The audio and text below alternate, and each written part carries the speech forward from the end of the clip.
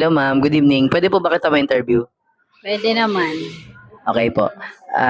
Recently, si Miss Marian Rivera and si Congressman Chel Jokno, nakita po yung mga pangalan nila or may pirma daw po sila sa mga resibo ng DepEd worth 100,000.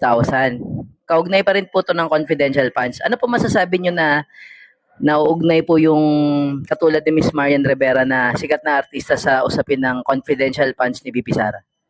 Mali yung ganon kasi katulad niyan, 100,000.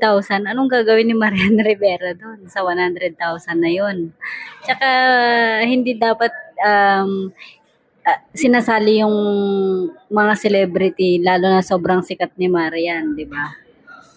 Naniniwala po ba kayo na wala siyang kinalaman? Wala yan, hindi. Anahin nga ni Marian Rivera yung 100,000. Sa tingin niyo po ba dapat humarap si VP Sara sa impeachment trial? Oo naman. Dapat. Bakit po?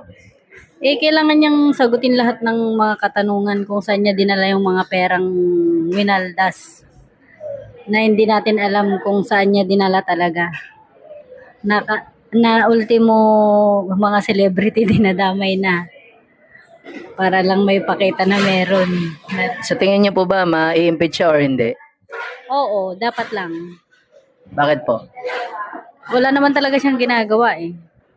Tsaka panahon na siguro para mawala na siya sa serbisyo. Nagsiservisyo po ba siya? Hindi ko nararamdaman, hindi namin nararamdaman, hindi nararamdaman ng mga tao. Okay po, thank you.